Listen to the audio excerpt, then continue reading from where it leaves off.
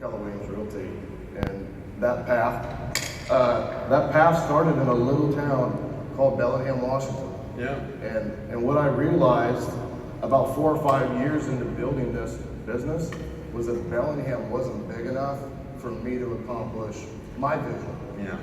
And naturally, what that meant, since Canada was to the north and the ocean was to the west and the mountains were to the east, I had to go south. I had to go down to the next city.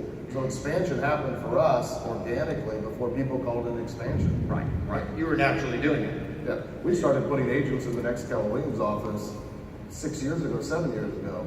Problem was, we were just putting agents in those locations and saying, hey, you guys are all part of the team. We had no leadership. It wasn't until we Julian and I hired Tamara, that location went from being nothing to being last year $1.5 million in commission in a single location, which is almost beating what we do in Bellingham. And then the next location, Seattle, did just about another $1 million. Yeah, the industry doesn't know what to make of that, Ben. That actually doesn't make any sense. That's not in any training manual of any real estate company on the planet, except one. Absolutely. Yeah. It's in our manual, but it's not another manual. They don't know what to make of it. It's disruptive, and to be honest, they can't duplicate it.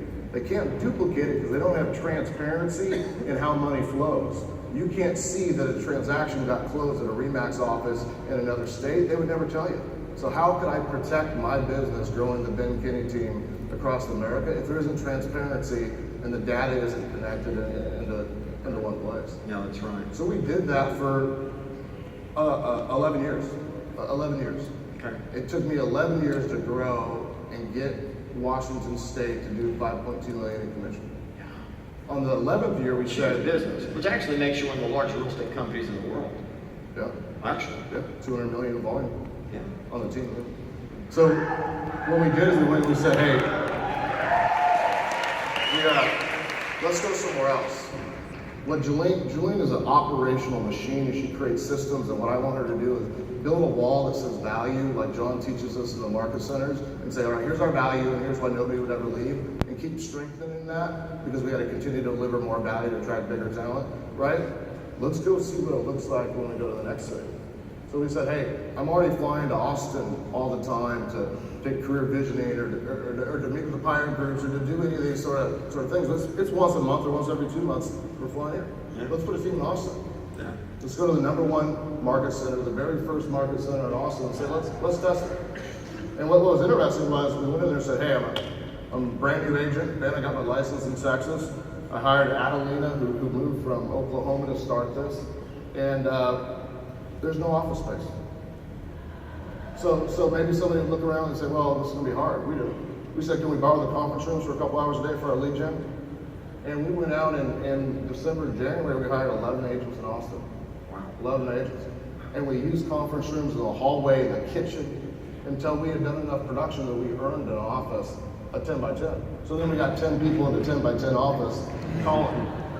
And what it looked like was, in the first 5 months, we only closed 8 or 9 transactions. We are by no means impressive. But on the 6th month, we closed more than we did the first 5 months together. There you go. And now you start seeing, we have 20 biddings in Austin. We see that we've proved the model that it can happen, and that our lead gen systems and our scripts and how we operate actually work somewhere other than Washington State.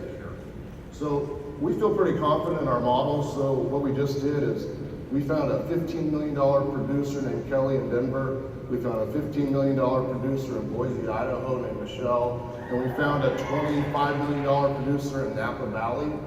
And what it looks like is we just hired 3 people. I've been interviewing and working with these women for 9 months before we got in business together. It took us 9 months to work through agreements and get to know each other, and audit their financials and look at their taxes and go through this process to where now we can say, hey, high five in June, we're in business together. So now I feel like the momentum of the curve is starting to pick up, and that's putting more pressure back.